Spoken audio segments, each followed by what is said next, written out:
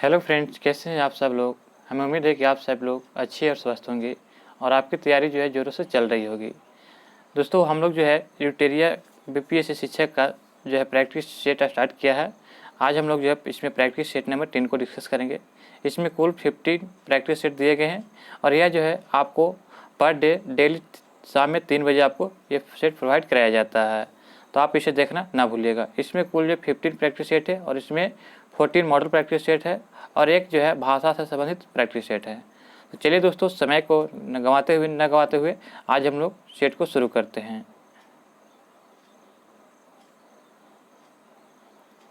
हमारा आज का पहला प्रश्न दिया गया है कि हड़प्पा सभ्यता में जूते हुए खेत का साज कहाँ से मिलता है। तो हड़प्पा सभ्यता में जोते हुए खेत का साज जो है यह आपको कालीबंगा से मिलता है। ऑप्शन नंबर ए इसका राइट आंसर जगह। कालीबंगा जो यह आपका कहाँ है, तो राजस्थान में है। यह घग्गर नदी के किनारे है। कहाँ? राजस्थान में घग्गर नदी के किनारे है, ये याद रखिएगा। लोथल कहाँ है? भोगवा नदी के किनारे गुजरात में है। रंगपुर कहाँ है? तो यह आपको पंजाब में हो जाएगा। अगला प्रश्न देखते हैं, अशोक द्वारा कलिंग का युद्ध किस वर्ष लड़ा गया था। तो अशोक के द्वारा देखा जाए तो कलिंग युद्ध आपका लड़ा गया था, यह आपको 261 ईस्वी पूर्व लड़ा गया था। ऑप्शन नंबर 20 का राइट आंसर होगा। 261 ईसा पूर्व जो है यह कलिंग का युद्ध लड़ा गया था। कलिंग जो है वर्तमान में उड़ीसा में है, यह याद रखिएगा। अगला प्रश्न है कि मौर्य काल में चरागाह के अध्यक्ष को क्या कहा जाता था। तो मौर्य काल में चरागाह के अध्यक्ष को जो है विविताध्यक्ष कहा जाता था। विविताध्यक्ष जो वह था जो मौर्य काल में चरागाह के अध्यक्ष को कहा जाता था। और सीताध्यक्ष देखा जाए तो सीताध्यक्ष जो है सरकारी भूमि को कहा जाता है, याद रखिएगा, सरकारी भूमि को सीताध्यक्ष। गुप्त काल में पूग किसे कहा जाता था। तो गुप्त काल में जो पूग होते थे वह आपका कौन थे, तो न्यायालय के होते थे। न्यायालय को जो है गुप्त काल में पूग कहा जाता था। ऑप्शन नंबर 20 का राइट आंसर होगा। गुप्त काल को जो है स्वर्ण काल के नाम से जाना जाता है। किसका? स्वर्ण काल के रूप में गुप्त काल को जाना जाता है, ये याद रखिएगा। स्वर्ण काल इसलिए जाना जाता है कि इस काल में जो है बहुत सारे विद्वान रहा करते थे, इसलिए जो इसे स्वर्ण काल कहा जाता था। निम्नलिखित में से कौन सी रचना हर्षवर्धन से संबंधित नहीं है। तो हर्षवर्धन से संबंधित नहीं है तो नागानंद, प्रियदर्शिका और रत्नावली, ये तीनों जो है ये हर्षवर्धन से संबंधित है।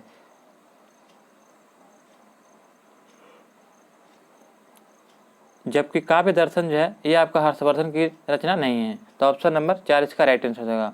काव्य जो है ये अलंकार शस्त्राचार्य के द्वारा लिखा गया रचना है। ऑप्शन नंबर 4 इसका राइट आंसर होगा। मंदसौर अभिलेख का संबंध किस शासक से है। तो दोस्तों, मंदसौर अभिलेख का संबंध जो है ये आपका यशोवर्मन शासक से। ऑप्शन नंबर सी इसका राइट आंसर होगा।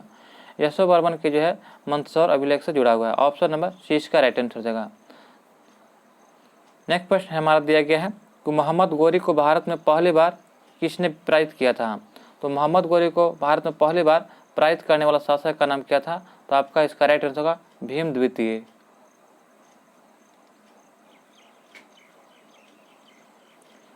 दिल्ली सल्तनत में विद्रोहियों के प्रति दुर्बल नीति किस शासक ने अपनाई थी। तो दिल्ली सल्तनत में विद्रोहियों के प्रति दुर्बल नीति किस शासक ने अपनाया था। तो आपका इसका राइट आंसर हो जाएगा जलालुद्दीन खिलजी ने। जलालुद्दीन खिलजी द्वारा जो है यह दिल्ली सल्तनत में विद्रोहियों के प्रति दुर्बल नीति अपनाया था। ऑप्शन नंबर 4 इसका राइट आंसर होगा। खिलजी वंश के संस्थापक भी ये फिरोज शाह तुगलक को, खिलजी वंश के संस्थापक कहा जाता है किसको, तो जलालुद्दीन फिरोज खिलजी को कहा जाता है। तो आपका इसका राइट आंसर होगा ऑप्शन नंबर 4। इसका शासनकाल देखा जाए तो 1290 से जो है 1320 तक खिलजी वंश चला था। दिल्ली सल्तनत के किस सुल्तान ने सैनिक को नगद वेतन की प्रथा का प्रारंभ किया था।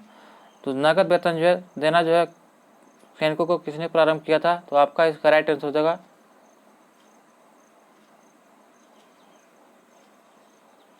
अलाउद्दीन खिलजी। अलाउद्दीन खिलजी जो था यह दिल्ली सल्तनत का सुल्तान था जिसने सैनिकों को नगद वेतन देने की प्रथा आरंभ किया था। ऑप्शन नंबर सी इसका राइट आंसर होगा। इल्तुतमिश जो था यह दिल्ली यानी कि सल्तनत का यानी कि गुलाम वंश का वास्तविक संस्थापक इल्तुतमिश को कहा जाता है, याद रखिएगा। फिरोज शाह तुगलक के समय जो है सबसे ज़्यादा नहर का विकास हुआ था, ये फैक्ट्स याद रखिएगा। अगला प्रश्न है कि अद्वैतवाद मत को प्रतिपादन कौन थे। तो अद्वैतवाद मत के प्रतिपादक कौन थे? तो आपका इसका राइट आंसर होगा शंकराचार्य। शंकराचार्य को जो है अद्वैतवाद मत का प्रतिपादक कहा जाता है। ऑप्शन नंबर जो है ए इसका राइट आंसर होगा। निम्नलिखित में से किस मुगल बादशाह ने न्याय के पर सिर जंजीर लगवाया था? तो आपका इसका राइट आंसर होगा जहांगीर ने जो है यह मुगल बादशाह था जिसने न्याय के प्रसिद्ध के लिए जंजीर लगाया था। ऑप्शन नंबर ए इसका राइट आंसर होगा, जहांगीर ने। नेक्स्ट प्रश्न हमारा दिया गया है दोस्तों कि निम्न में से किसके ने जो है दारा सिक्कों को लघु अकबर कहा था? तो दारा सिक्कों को जो लघु अकबर कहकर किसने संबोधित किया था? तो लेनपुन एक इतिहासकार थे जिन्होंने दारा सिक्कों को जो है लघु अकबर कहकर संबोधित किया था। ऑप्शन नंबर जो है सी इसका राइट आंसर होगा। दारा सिक्कों को जो है सिरे अकबर के नाम से भी जाना जाता है। किस सिख गुरु ने सिखों को एक सैनिक संप्रदाय के रूप में परिवर्तित किया था? तो सिखों को जो है एक सैनिक संप्रदाय के रूप में किसने परिवर्तित किया था? तो यह आपका राइट आंसर होगा गुरु हरगोविंद सिंह। गुरु हरगोविंद सिंह के बारे में जाना जाए तो ये गुरु जो है छठे गुरु थे, ये याद रखिएगा। गुरु तेग बहादुर की हत्या किसने किया था? तो गुरु तेग बहादुर की हत्या जो है ये औरंगजेब ने कराया था, ये याद रखिएगा। गुरु सिख धर्म के संस्थापक कौन थे? तो गुरु नानक थे, जिसका जो जन्म कब हुआ था? 1469 में हुआ था। और सिखों में कुल 10 गुरु हुए थे और अंतिम गुरु कौन थे? तो ये गुरु गोविंद सिंह जो थे ये अंतिम 10वें गुरु थे। उसके बाद गुरु पद को समाप्त कर दिया गया था। ये सब फैक्ट याद रखिएगा। अगला प्रश्न देखते हैं कि विजयनगर के किस शासक के काल में अब्दुल रजाक विजयनगर की यात्रा किया था? तो अब्दुल रजाक जो था यह किसके शासन काल में आया, विजयनगर आया था? तो आपका इसका राइट आंसर हो जाएगा ऑप्शन नंबर 4 देवराय द्वितीय के शासनकाल में। देवराय द्वितीय के शासनकाल में अब्दुल रजाक ने विजयनगर की यात्रा किया था। ऑप्शन नंबर जो है 4 इसका राइट आंसर हो जाएगा।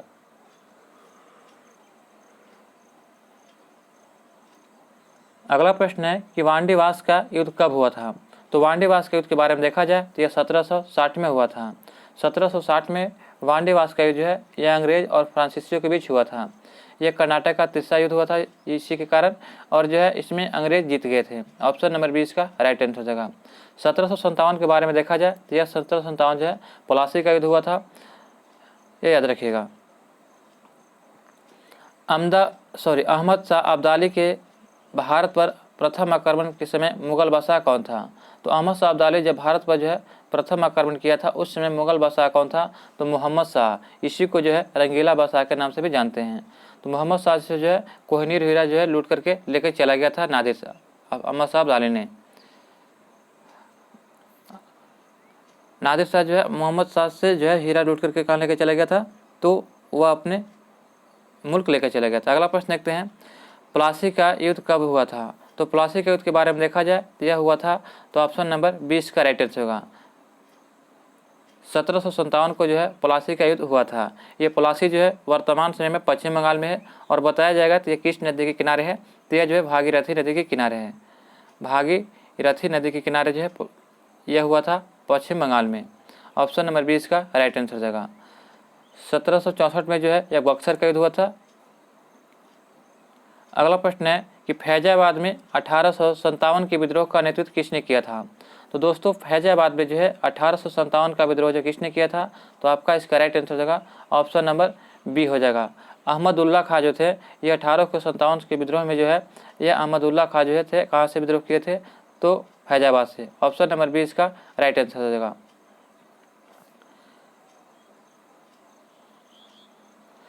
किस इतिहासकार ने बंगाल के 1765 ईस्वी से लेकर 1772 ईस्वी के मध्य कालखंड को डाकू राज की संज्ञा दिया था?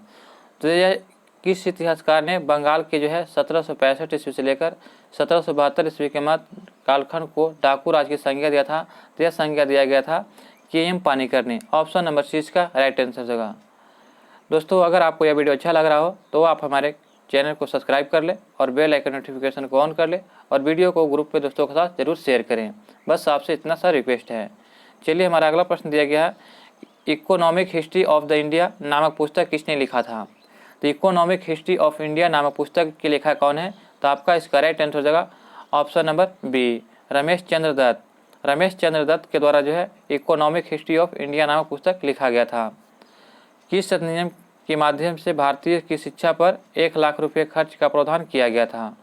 तो आपको बताना है कि किस अधिनियम के माध्यम से भारत की शिक्षा पर 1 लाख रुपये खर्च करने का प्रावधान किया गया था। तो आपका इसका राइट आंसर हो जाएगा ऑप्शन नंबर बी। 1813 के जो है चार्टर एक्ट आया था, उस समय जो है शिक्षा पर 1 लाख रुपये खर्च करने का प्रावधान किया गया था।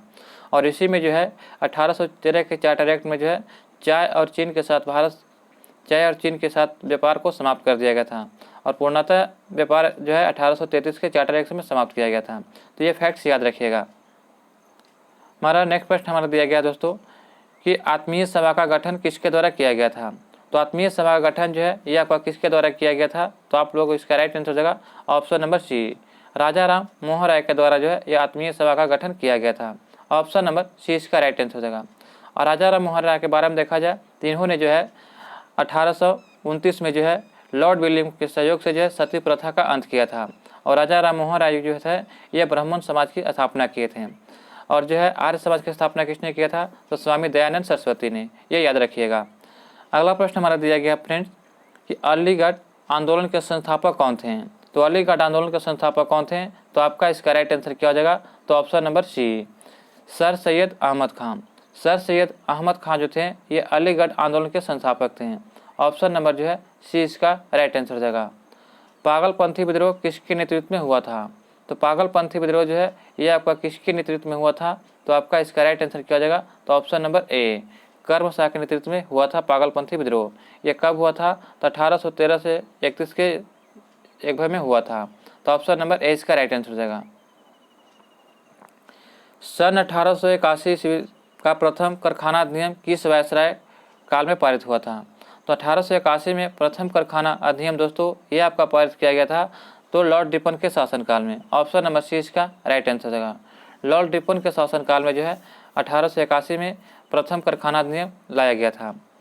गांधी जी ने दक्षिण अफ्रीका प्रवास के दौरान किसकी रचना का प्रकाशन किया था।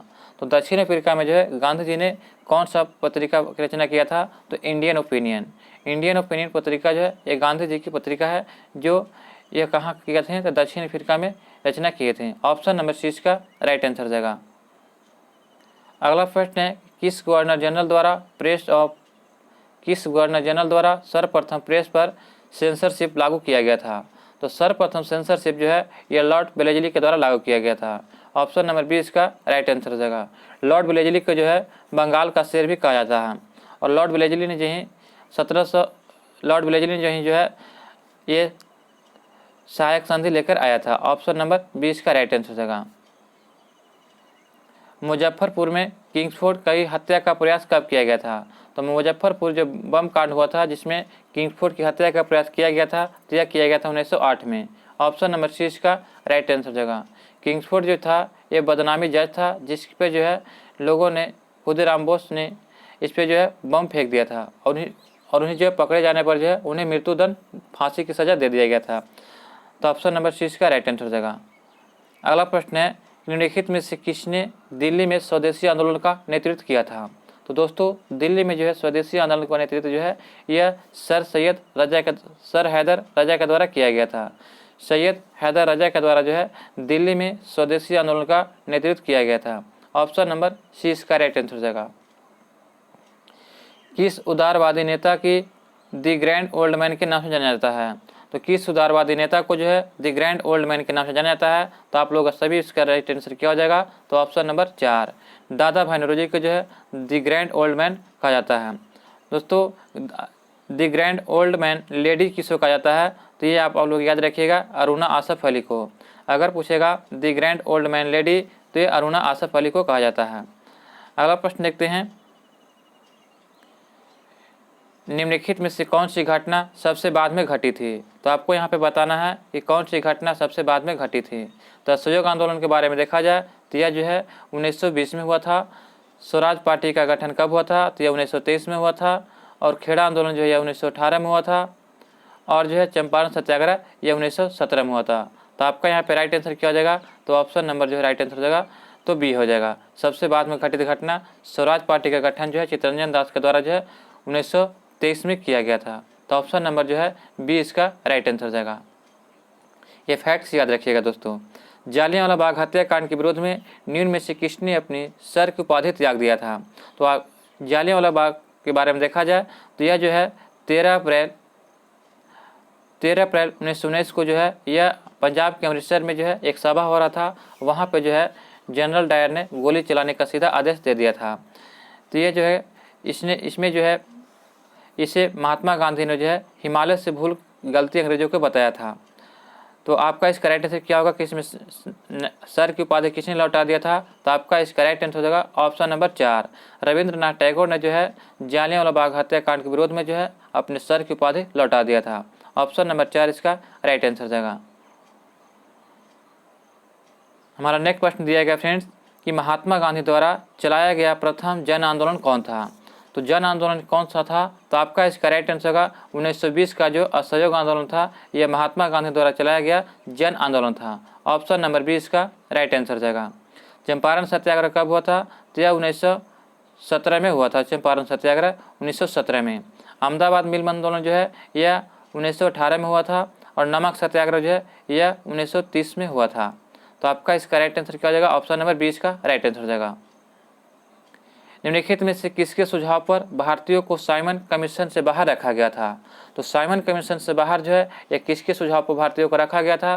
तो आपका इसका राइट आंसर हो जाएगा लॉर्ड इरविन के जो है सुझाव पर रखा गया था। ऑप्शन नंबर सी इसका राइट आंसर हो जाएगा। द्वितीय विश्व युद्ध कब शुरू हुआ था? तो द्वितीय विश्व युद्ध कब शुरू हुआ था तो आपको यहाँ बताना है। तो आपका इसका राइट आंसर हो जाएगा ऑप्शन नंबर बी। द्वितीय विश्व युद्ध था यह 1939 से जो है यह 1945 तक चला था। और जो प्रथम विश्व युद्ध के बारे में देखा जाए तो यह जो है 1914 से जो है यह 1918 तक चला था। तो ये फैक्ट्स याद रखिएगा। हमारा अगला प्रश्न दिया गया है कि निम्नलिखित में से कौन सा युग सही सम्मिलित नहीं है? तो दोस्तों यहाँ पे आपको बताना है कि इनमें से कौन सा जो सही सम्मिलित नहीं है। गवर्नर जनरल और संबंधित घटनाक्रम दिया गया है। तो लॉर्ड रिपन जो है एक कम्युनल अवार्ड 1932 से संबंधित है। लिथगो जो था यह आपका अगस्त प्रस्ताव 1940 से, डलहौजी व्यक्तिगत सिद्धांत से, जेम्स फोर्ड द्वैध शासन से। तो आपका यहाँ पे जो कौन सम्मिलित नहीं है तो आपका इसका राइट आंसर हो जाएगा ऑप्शन नंबर ए हो जाएगा। लॉर्ड रिपन जो था कम्युनल अवार्ड 1932 से संबंधित नहीं है। जबकि जो है कम्युनल अवार्ड से जो संबंधित कौन सा था तो यह लॉर्ड वेलिंगटन था। याद रखिएगा लॉर्ड वेलिंगटन। तो ऑप्शन नंबर जो है ये इसका राइट आंसर हो जाएगा। हमारा अगला प्रश्न दिया गया है कि झंडा गीत निम्नलिखित में से किसके द्वारा लिखा गया था? तो झंडा गीत के बारे में देखा जाए तो ये लिखा गया था किसके द्वारा? तो श्यामलाल प्रसाद के द्वारा।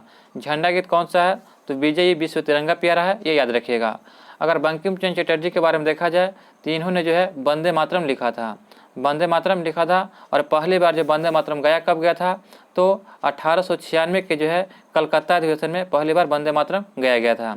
और रविंद्रनाथ टैगोर के बारे में देखा जाए तो इन्होंने जो है जन गण लिखा था। जन गण जो राष्ट्रगान लिखा था इन्होंने जो है गाया कब गया था जन गण को?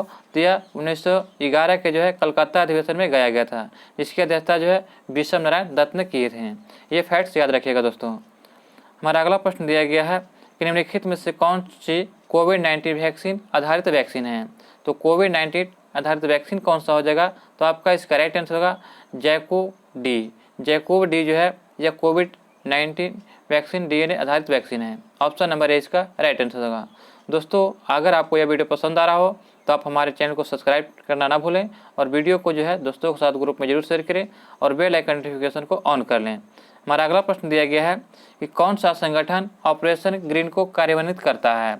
तो कौन सा ऑपरेशन जो है ग्रीन को कौन सा संगठन ऑपरेशन ग्रीन को कार्यान्वित करता है? तो आपका इसका राइट आंसर हो जाएगा NAFD। ऑप्शन नंबर ए इसका राइट आंसर होगा।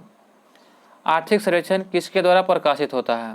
तो आर्थिक सर्वेक्षण का जो प्रकाशन कौन करता है? तो आपका इसका राइट आंसर होगा वित्त मंत्रालय। वित्त मंत्रालय के द्वारा जो है यह हर वर्ष आर्थिक सर्वेक्षण को प्रकाशित किया जाता है। ऑप्शन नंबर जो है यह इसका राइट आंसर हो जाएगा। सर्व शिक्षा अभियान का उद्देश्य किस आयु के बच्चों में शिक्षा प्रोत्साहित करना था? तो सर्व शिक्षा अभियान के तहत जो है ये जो है 6 से 14 वर्ष के बच्चों को जो है शिक्षा को प्रोत्साहित करना था। सर्व शिक्षा अभियान जो है यह 2001 में आया था, ये याद रखिएगा। ऑप्शन नंबर 20 का राइट आंसर हो जाएगा। वह उद्योग जो खनिज का उपयोग कच्चे माल के तौर पर करते हैं क्या कहलाते हैं? वह उद्योग जो खनिजों को कच्चे माल के तौर पर उपयोग करते हैं उसे क्या कहते हैं? तो आपका इसका राइट आंसर हो जाएगा ऑप्शन नंबर 4, खनिज आधारित उद्योग। खनिज आधारित उद्योग जो है वह उद्योग है जो खनिजों का उपयोग कच्चे माल के तौर पर करते हैं। निम्न में से कंद फसलों में से किसे गरीब का मित्र कहा जाता है?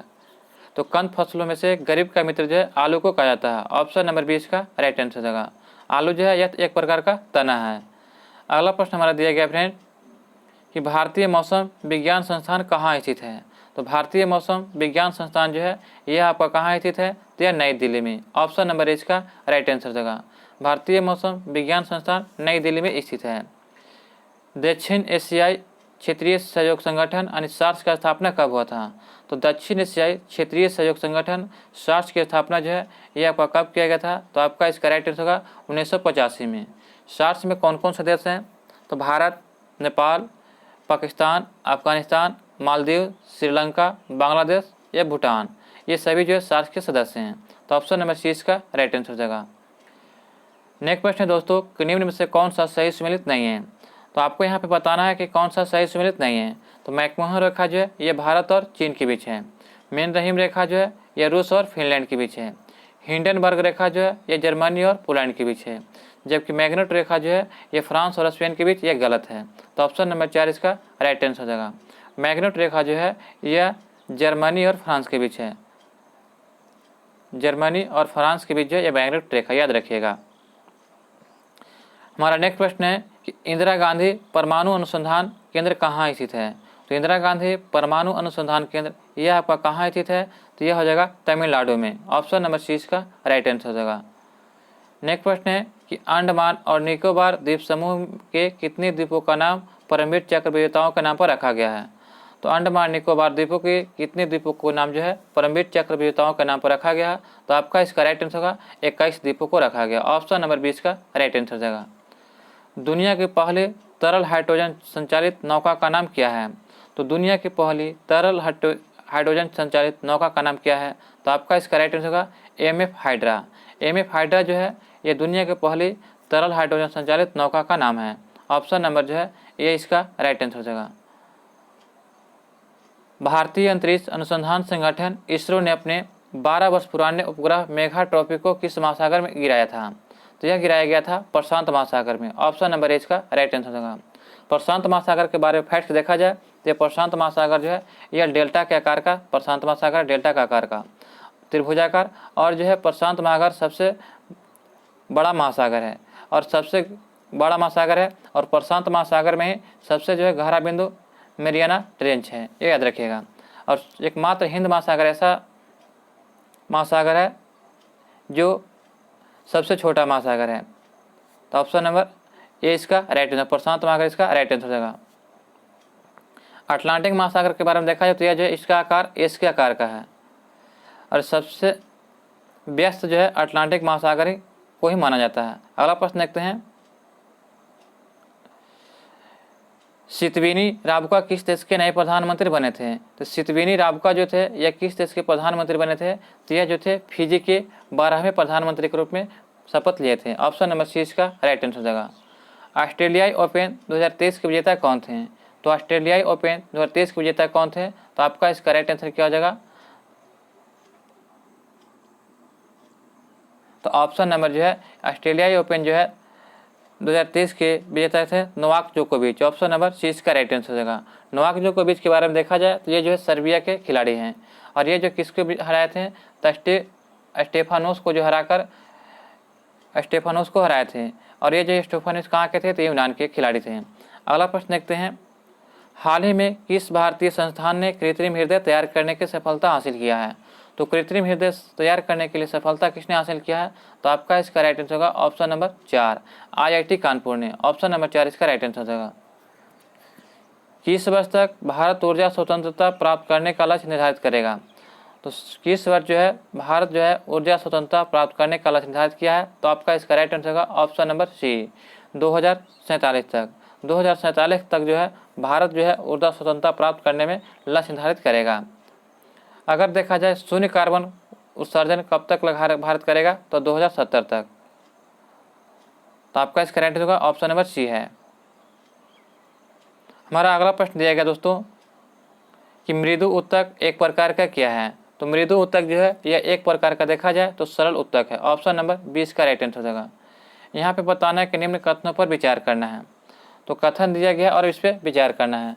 तो कवक में क्लोरोफिल का अभाव होता है, यह बिल्कुल सही है। मशरूम बायोफाइट के अंतर्गत आता है, यह गलत है। शैवाल जो है समनीय पौधा है, यह भी गलत है। थैलोफाइटा वर्ग के पौधे का शरीर जड़, तना एवं पत्तियों में विभेदित नहीं होता है। तो ये आपका सही है, यानी कि 1 और 4 सही है। तो आपका इसका राइट आंसर होगा ऑप्शन नंबर बी। संक्रमित पेयजल से फैलने वाला रोग कौन सा है। तो संक्रमित पेयजल से फैलने वाला रोग जो है कौन सा होगा। तो आपका इसका राइट आंसर क्या हो जाएगा, ऑप्शन नंबर बी, मोटापा। दुधारू पशुओं का रोग एंथ्रेक्स होता है। तो दुधारू पशुओं का जो रोग एंथ्रेक्स किसके कारण होता है। तो आपका इसका राइट आंसर होगा बैक्टीरिया के कारण। ऑप्शन नंबर ए इसका राइट आंसर हो जाएगा। रसांकुर पाया जाता है किसमें। तो दोस्तों रसांकुर जो है आपका छोटी आंत में पाया जाता है। ऑप्शन नंबर सी इसका राइट आंसर होगा। रसांकुर जो है छोटी आंत में पाया जाता है। ऑप्शन नंबर सी इसका राइट आंसर हो जाएगा। आवासीय श्वसन कोशिका के किस भाग में होता है।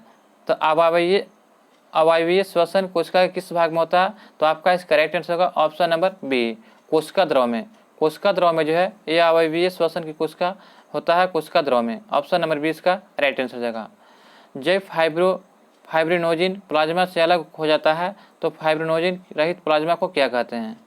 तो जब फाइब्रिनोजिन प्लाज्मा से अलग हो जाता है तो फाइब्रिनोजिन रहित प्लाज्मा को क्या कहते हैं। तो आपका इसका राइट आंसर होगा ऑप्शन नंबर सी, सीरम कहलाता है।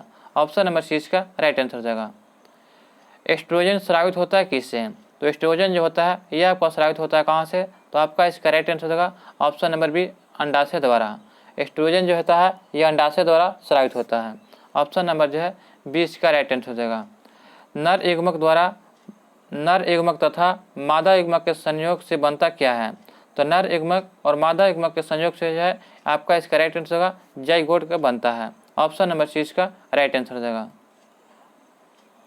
मूल भौतिक राशियों की संख्या कितना है। तो मूल भौतिक राशियों की संख्या देखा जाए तो ये जो है आपका 7 हो जाएंगे। ऑप्शन नंबर जो है 4 इसका राइट आंसर होगा। मूल भौतिक राशियों की संख्या 7 है। निम्नलिखित में से कौन से कथन असत्य है। आपको यहाँ पे बताना है कि कौन सा कथन यहाँ पे असत्य है। तो एक कहता है आपका कि दूरी में केवल परिणाम होता है, तो ये जो है गलत है। विस्थापन अदिश राशि है, ये गलत है। विस्थापन की दर त्वरण कहते हैं, ये भी गलत है। तो उपयुक्त सभी इसका राइट आंसर होगा। उपयुक्त में से सभी जो है असत्य है। हमारा नेक्स्ट प्रश्न दिया गया है कि यदि किसी वस्तु में बल लगाने से उसमें कोई त्वरण उत्पन्न नहीं हो तो वह बल क्या कहलाता है। तो यदि किसी वस्तु में बल लगाने से उसमें कोई त्वरण उत्पन्न नहीं होता है तो वह बल क्या कहलाता है। तो आपका इसका राइट आंसर होगा फ्रेंड्स संतुलित बल। ऑप्शन नंबर ए इसका राइट आंसर हो जाएगा। यदि कोई वस्तु, नेक्स्ट प्रश्न हमारा दिया गया है कि यदि कोई वस्तु किसी द्रव में डूब जाती है तो निम्न में से कौन सा कथन सत्य होगा। तो यदि कोई वस्तु द्रव में डूब जाती है तो निम्न में से कौन सा कथन सत्य होगा। तो आपका इसका राइट आंसर होगा ऑप्शन नंबर सी, वह वस्तु जो होता है वस्तु का भार उत्प्लावन बल से अधिक होगा, तब क्या होगा कि वह वस्तु जो है जल में डूब जाएगा। ऑप्शन नंबर सी इसका राइट आंसर हो जाएगा। दोस्तों आपको यह वीडियो पसंद आ रहा हो तो हमारे चैनल को सब्सक्राइब और वीडियो को लाइक और दोस्तों के साथ वीडियो को जरूर शेयर करें। चलिए हमारे अगला प्रश्न दिया गया है कि पूर्ण आंतरिक परिवर्तन की घटना तब संभव होती है जब प्रकाश क्या होता है। तो पूर्ण आंतरिक परिवर्तन की घटना तब घटित होती है जब प्रकाश जो है ये सघन माध्यम से विरल माध्यम में प्रवेश करता है। ऑप्शन नंबर 20 का राइट आंसर हो जाएगा। श्वेत प्रकाश जब एक प्रिज्म से होकर गुजरता है तो वह रंग सबसे कम विचलित होता है। तो कौन सा रंग जो है सबसे कम विचलित होता है। तो आपका इसका राइट आंसर हो जाएगा ऑप्शन नंबर जो है ए इसका राइट आंसर हो जाएगा। लाल रंग सबसे कम जो है विचलित होता है। ऑप्शन नंबर ए इसका राइट आंसर हो जाएगा। हमारा अगला प्रश्न दिया गया है कि चालक की लंबाई बढ़ाने पर प्रतिरोध में क्या प्रभाव पड़ेगा। तो चालक की लंबाई बढ़ाने पर जो है प्रतिरोध में क्या प्रभाव पड़ेगा।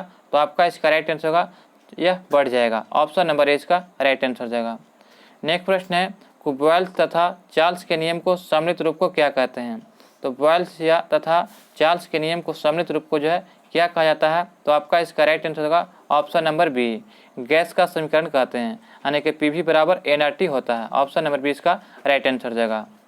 नेक्स्ट प्रश्न दिया गया है कि समुद्र के जल से नमक को किस विधि द्वारा निकाला जाता है। तो समुद्र से जल से जो है नमक को जो किस विधि द्वारा निकाला जाता है, तो आपका इसका राइट आंसर होगा ऑप्शन नंबर ए, वाष्पीकरण विधि द्वारा। वाष्पीकरण विधि द्वारा जो है जल से जो है समुद्री जल से जो है नमक को निकाला जाता है। ऑप्शन नंबर ए इसका राइट आंसर हो जाएगा। एक्वारेजिया में हाइड्रोक्लोरिक अम्ल तथा नाइट्रिक अम्ल का अनुपात कितना होता है। तो एक्वारेजिया में जो है हाइड्रोक्लोरिक अम्ल और नाइट्रिक अम्ल का अनुपात कितना होता है, तो ऑप्शन नंबर ए इसका राइट आंसर हो जाएगा। 1:3 के अनुपात में होता है। ऑप्शन नंबर ए इसका राइट आंसर हो जाएगा। अगला प्रश्न है कि विद्युत का सुचालक अधातु है। तो विद्युत का सुचालक अधातु कौन सा हो जाएगा, तो आप यहाँ पे अधातु पूछा गया, तो आपका इसका राइट आंसर हो जाएगा ऑप्शन नंबर 4, ग्रेफाइट। ग्रेफाइट जो है यह विद्युत का सुचालक होता है। ऑप्शन नंबर 4 इसका राइट आंसर हो जाएगा। एक द्रव अधातु कौन सा है, तो यहाँ पे एक द्रव अधातु के बारे में बताना है, तो आपका इसका राइट आंसर होगा ऑप्शन नंबर सी, ब्रोमीन जो है यह एक प्रकार के द्रव अधातु है। ऑप्शन नंबर सी इसका राइट आंसर होगा। अगर यहाँ पे जो है धातु पूछा जाता तो धातु में पारा हो जाएगा, तो ऑप्शन नंबर सी इसका राइट आंसर हो जाएगा। नेक्स्ट प्रश्न दिया गया है कि पिच ब्लेड जो है निम्न में से किस धातु का अयस्क है। तो पिच ब्लेड है दोस्तों, ये आपका जो है यूरेनियम का अयस्क है। ऑप्शन नंबर 20 का राइट आंसर होगा। पिच ब्लेड जो है यह यूरेनियम का अयस्क है। ऑप्शन नंबर 20 का राइट आंसर हो जाएगा। रेडियो सक्रियता की खोज किसने किया था। तो रेडियो सक्रियता की खोज जो है यह किसके द्वारा किया गया था, तो यह हेनरी बेकुरेल के द्वारा किया गया था। ऑप्शन नंबर ए इसका राइट आंसर होगा, हेनरी बेकुरेल। नेक्स्ट प्रश्न हमारा दिया गया है कि भारतीय संविधान में संसद के दोनों सदनों की संयुक्त बैठक के प्रावधान किस देश से संविधान से गृहीत किया गया है। तो भारतीय संविधान में सांसद के दोनों सदनों की संयुक्त बैठक का प्रावधान किस देश के संविधान से लिया गया है, तो आपका इसका राइट आंसर होगा ऑप्शन नंबर ए, यानी कि जो है ऑस्ट्रेलिया के संविधान से लिया गया है। ऑप्शन नंबर ए इसका राइट आंसर होगा। राज्य के नीति निर्देशक सिद्धांत जो है ये आयरलैंड के संविधान से लिया गया है। संविधान संशोधन की प्रक्रिया जो है ये दक्षिण अफ्रीका से लिया गया है। एकल नागरिकता जो है यह ब्रिटेन के संविधान से लिया गया है। दोस्तों ये फैक्ट्स याद रखिएगा। राज्यपाल को पद की शपथ किसके द्वारा दिलाई जाती है।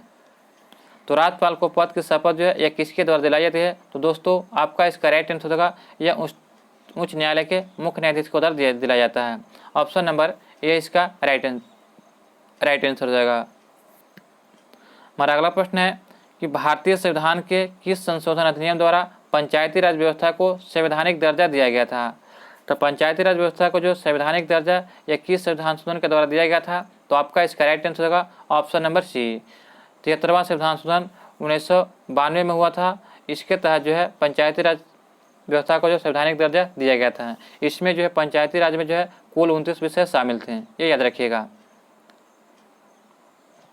संघ लोक सेवा आयोग की रिपोर्ट किसको प्रस्तुत करनी होती है। तो संघ लोक सेवा आयोग की रिपोर्ट किसको प्रस्तुत करनी होती है, तो आपका इसका राइट आंसर होगा ऑप्शन नंबर ए, राष्ट्रपति को प्रस्तुत करनी होती है। ऑप्शन नंबर ए इसका राइट आंसर होगा। नेक्स्ट प्रश्न हमारा दिया गया है कि निम्नलिखित में से किस अधिनियम द्वारा भारत में प्रांतों को स्वायत्तता प्रदान किया गया था। तो निम्नलिखित में से किस अधिनियम द्वारा भारत में प्रांतों को स्वायत्तता प्रदान किया गया था, तो दोस्तों आपका इसका राइट आंसर होगा ऑप्शन नंबर सी, भारत सरकार अधिनियम 1935 के तहत। भारत सरकार अधिनियम 1935 के तहत जो है प्रांतों में स्वायत्तता प्रदान किया गया था। हमारा अगला प्रश्न दिया गया है कि डैश का मतलब है कि सर्वोच्च न्यायालय मामले और उसमें शामिल कानूनी मुद्दों का विचार करेगा। तो यह विचार कौन करेगा, तो अपीली क्षेत्राधिकार। ऑप्शन नंबर सी इसका राइट आंसर हो जाएगा। भारतीय संविधान का अंतिम व्यवस्थापक कौन होता है। तो भारतीय संविधान का अंतिम व्यवस्थापक जो है ये सर्वोच्च न्यायालय होता है। ऑप्शन नंबर 4 इसका राइट आंसर हो जाएगा। भारतीय संविधान का अंतिम व्यवस्थापक सर्वोच्च न्यायालय होता है। समाजवादी अर्थव्यवस्था में उत्पादन के सभी कारक किसमें स्वामित्व और नियंत्रण में रहते हैं। तो समाजवादी अर्थव्यवस्था में उत्पादन के सभी कारक किसके स्वामित्व और नियंत्रण में रहते हैं, तो आपका इसका राइट आंसर क्या हो जाएगा ऑप्शन नंबर सी, राज्य के नियंत्रण में रहते हैं। हमारा अगला प्रश्न दिया गया है कि महान लोबिस मॉडल का संबंध किस पंचवर्षीय योजना के साथ है। तो महान लोबिस मॉडल का संबंध जो है आपका किस पंचवर्षीय योजना के साथ है, तो आपका इसका राइट आंसर होगा ऑप्शन नंबर बी, दूसरी पंचवर्षीय योजना से जो है महान लोबिस मॉडल जुड़ा हुआ है। यह कब हुआ था, तो 1956 से 61 में दूसरी पंचवर्षीय योजना हुआ था। तो ऑप्शन नंबर 20 का राइट आंसर हो जाएगा। अगला प्रश्न हमारा दिएगा दोस्तों कि जनगणना 2011 के अनुसार भारत में सर्वाधिक ग्रामीण जनसंख्या किस राज्य में है? तो आपका इसका राइट आंसर हो जाएगा ऑप्शन नंबर 4, इनमें से कोई नहीं होगा। देखा जाए तो 2011 के जनगणना के अनुसार सबसे ज़्यादा ग्रामीण जनसंख्या जो है यह हिमाचल प्रदेश में है, ये याद रखिएगा। नेक्स्ट प्रश्न हमारा दिया गया दोस्तों कि बिहार बजट 2023-24 के अनुसार बिहार विकास दर कितना रहने का अनुमान दिया गया है?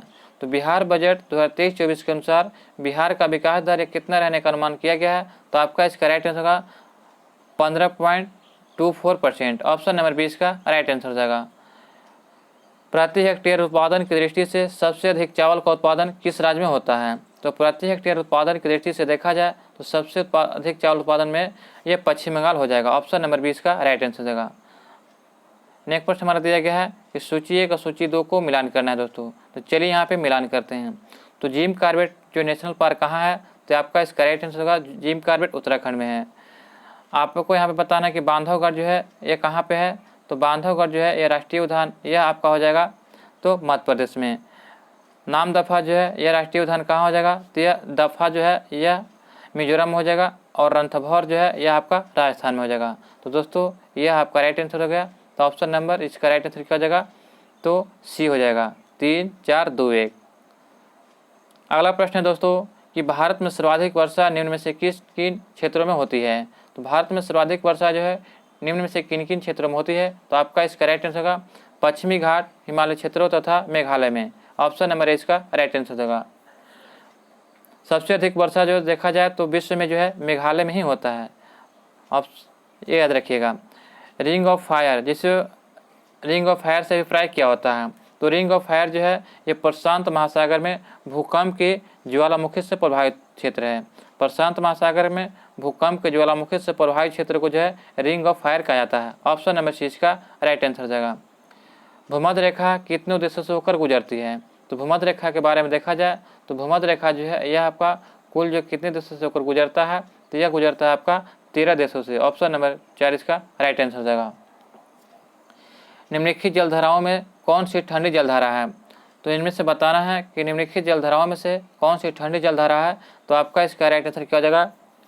फॉकलैंड जलधारा, लेब्राडोर जलधारा, बेंगुएला की जलधारा, ये सभी जो है ठंडी जलधारा। तो ऑप्शन नंबर 4 इसका राइट आंसर हो जाएगा। निम्न में से कौन सा देश कैस्पियन सागर से सीमा नहीं बनाता है? तो कैस्पियन सागर से सीमा जो है नहीं बनाता है, तो आपका इसका राइट आंसर होगा इराक। इराक जो है यह कैस्पियन सागर से सीमा नहीं बनाता है। जबकि देखा जाए तो अजरबैजान, ईरान और कजाकिस्तान जो है यह कैस्पियन सागर से सीमा बनाता है, ऑप्शन नंबर 30 का राइट आंसर हो जाएगा। हमारा नेक्स्ट प्रश्न दिया गया दोस्तों कि निम्नलिखित में से किस राज्य में सर्वाधिक पायराइट पाया जाता है? तो सर्वाधिक पायराइट के बारे में देखा जाए तो यह जो बिहार में पाया जाता है। बिहार के जो है कैमूर और रोहतास जिलों में सबसे अधिक मात्रा में पायराइट्स पाए जाते हैं, ऑप्शन नंबर ए इसका राइट आंसर हो जाएगा। 2011 के जनगणना के अनुसार बिहार में सर्वाधिक लिंगानुपात किस जिले में है? तो 2011 के जनगणना के अनुसार बिहार में सर्वाधिक लिंगानुपात किस जिले में है? तो आपका इसका राइट आंसर हो जाएगा ऑप्शन नंबर सी गोपालगंज में, ऑप्शन नंबर सी इसका राइट आंसर होगा। गोपालगंज में 1021 है। अगला प्रश्न दिया गया है दोस्तों कि भारत का सबसे लंबा राष्ट्रीय जलमार्ग कौन सा है? तो भारत का सबसे लंबा राष्ट्रीय जलमार्ग कौन सा है? तो आपका इसका राइट आंसर होगा नेशनल वाटरवे जो है वन जो है यह सबसे बड़ा राष्ट्रीय जलमार्ग है। यह जो है इलाहाबाद से जो है हल्दिया यानी कि पश्चिम बंगाल तक जाती है, जो लगभग 1620 किलोमीटर है, ये याद रखिएगा। आज का अंतिम प्रश्न है दोस्तों कि शून्य रेखा क्या कहलाती है? तो शून्य रेखा जो क्या कहलाती है? तो त्रिपुरा और बांग्लादेश के बीच की रेखा को जो है शून्य रेखा कहा जाता है, ऑप्शन नंबर 4 इसका राइट आंसर हो जाएगा। तो दोस्तों आपको यहाँ पे जो है एडिटेरिया का जो है बीपीएससी टीचर का प्रैक्टिस सेट नंबर 3 यहाँ पे समाप्त होता है। हमें उम्मीद है कि आपको यह वीडियो पसंद आया होगा। अभी तक हमारे चैनल पर नए हैं दोस्तों तो चैनल को ज्वाइन करना ना भूलें और बेल आइकन नोटिफिकेशन को ऑन कर लें। यह सेट आपको दोस्तों पर डे आपको शाम में 3 बजे प्रोवाइड कराया जाता है। तो मिलते हैं दोस्तों नए वीडियो में नए प्रश्नों के साथ, तब तक के लिए जय हिंद जय भारत।